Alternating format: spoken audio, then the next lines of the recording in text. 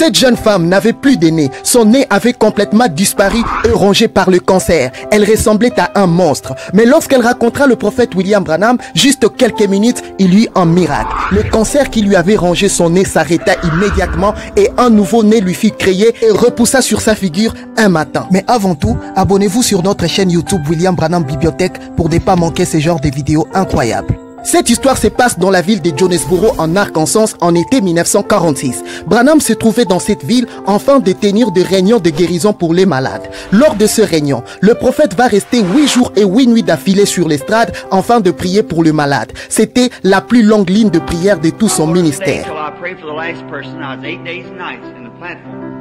Maintenant, mais à Jonesboro, là j'avais prié, j'ai dit, je vais rester là jusqu'à ce que j'ai prié pour la dernière personne.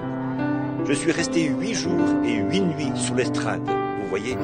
À force de voir les miracles, les gens qui participaient à ces réunions appelaient d'urgence par téléphone leurs membres de famille ou leurs proches qui étaient malades de venir en toute urgence à ces réunions afin d'avoir la chance de rencontrer le prophète. La foule devenait de plus en plus nombreuse venant de partout. Plus ou moins 20 000 personnes participaient à chaque réunion au point qu'il n'y avait plus une seule chambre libre dans le motel de la ville de Jonesboro. Branham fut obligé de manger sur l'estrade et lorsqu'il s'est fatigué et s'effondrait, il ne prenait que 2 heures pour se coucher sur place à l'estrade, puis il s'est levé de nouveau et continuait à prier pour les malades.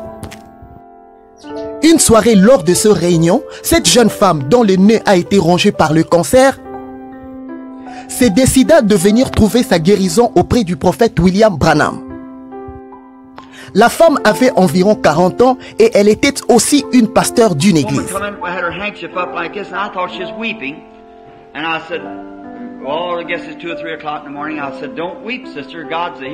Et alors, et là, dans la salle, une femme s'est avancée. Elle tenait son mouchoir en haut comme ceci. J'ai pensé qu'elle pleurait. Et j'ai dit, oh, il devait être 2 ou 3 heures du matin. J'ai dit, ne pleurez pas, sœur.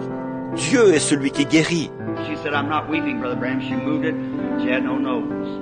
See, the doctors had said the cancer done eat down to the white bone they were showing. And I had prayer for her and asked the Lord to heal her. Elle a dit, je ne pleure pas, frère Branham. Elle l'a enlevé. Elle n'avait pas de nez. Vous voyez, les médecins avaient dit, il était tellement rongé par le cancer que l'os blanc était visible. J'ai prié pour elle et j'ai demandé au Seigneur de la guérir. À son arrivée sur les lieux de la réunion, elle trouva une place aussi comme toute autre personne dans la ligne de prière. Mais vu le nombre de gens sur la ligne de prière, elle trouva la chance de monter sur l'estrade vers 2 heures du matin.